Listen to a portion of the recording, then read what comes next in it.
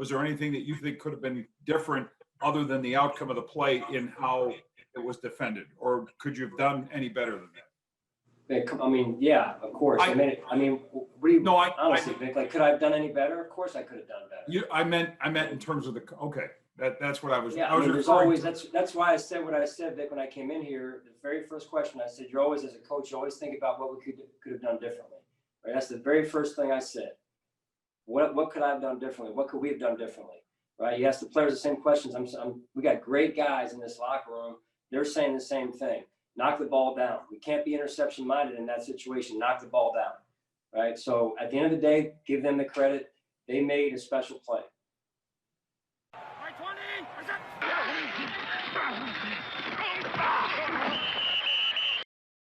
Oh, Bills Mafia. How do we even put this one into words? I'm honestly not sure I can do it justice. It was just a heartbreaking, gut-wrenching loss this week. I mean, we had them. We outplayed them. But it just wasn't meant to be this time around. It's hard to be on this end of a miracle, but that's what it was. And as much as it hurts, it doesn't change who we are as a team.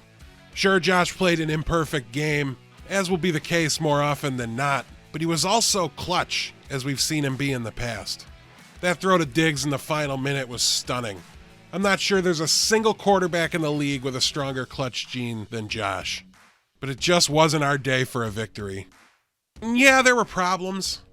Our second half defense was worse than our first by a long shot, but Kyler Murray's too electric and too talented to be held down for a full 60 minutes. Those points he scored were inevitable, if you ask me. But the Hail Murray was an act of divine intervention.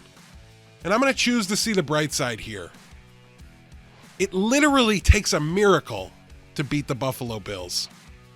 We're moving into our bye week, and while there's something to be said for the confidence that we would have felt at 8-2, there's also value in being a pissed off, angry football team who's out for vengeance. And that's what they sounded like to me after the game. With 2 weeks to just sit around and think about what could have been on Sunday, I think we're going to come out of the bye and demoralize some of the weaker opponents we have left on our schedule. The Chargers struggle to find ways to win despite their talent. The 49ers are so injured that they're unrecognizable from the roster that went to the Super Bowl last year. And Denver's fighting to be considered an average football team. There's a lot of very winnable games coming up, and so far, we win those games every single time. So this week, I want to send you off into the bye week with some in-depth analysis of the player who I think is the linchpin for our offense down the stretch. Someone who stepped up big time on Sunday and delivered in a big way. He's been our unsung hero all season, and I think it's time to start singing his praises a bit. I'm talking about Cole Beasley. If the Hail Mary swatted away, we'd all be talking about how incredible Cole Beasley was in this game. And we're going to start our review by looking at just an insane one-handed grab on third down that extended our almost game-winning drive. And truthfully, I don't even have a ton of analysis about this play. There's better routes in the game, as we'll see, and it's just an insane one-handed grab. It's 3rd and 4, he runs a simple out route, Cole breaks it, has decent separation, and makes a huge catch in a clutch moment. Sometimes it's not about mechanics or play design with receivers, it's just about the hands. Next, let's go to the end of the second quarter. It's 1st and 10, less than a minute on the clock before the half. We're trying to get in range for some points, and Cole's lined up in the slot to the left. The cornerback Murphy is close in coverage, but he's lined up on the inside as Beasley breaks on the out route. He does it so quick, and he creates the needed separation for Josh to find him just shy of the sticks.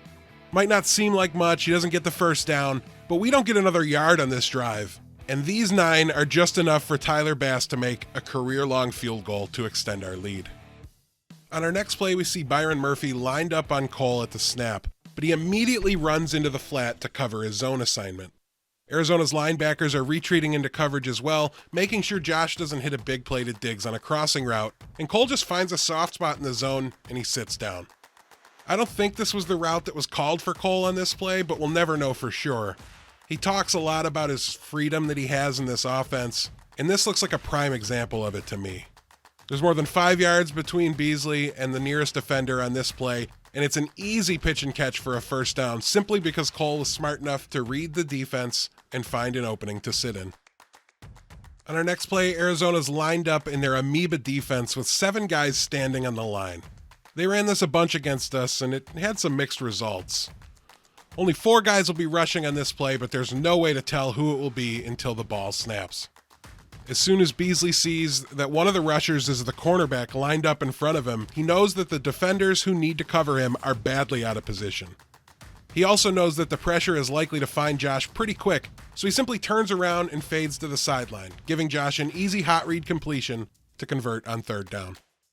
Last, but certainly not least, I want to take a look at Cole's touchdown catch in this game. He's once again lined up in the slot, but this time he draws the Cardinals' #1 cornerback in coverage, Patrick Peterson. Beasley uses a stutter step move at the line that just humiliates an elite cornerback and leaves him in his dust. Takes all of 2 seconds for Beasley to break the defense wide open here. Josh finds him over the middle. The safety can't get there in time to stop the score, and it's 6 points for the Bills.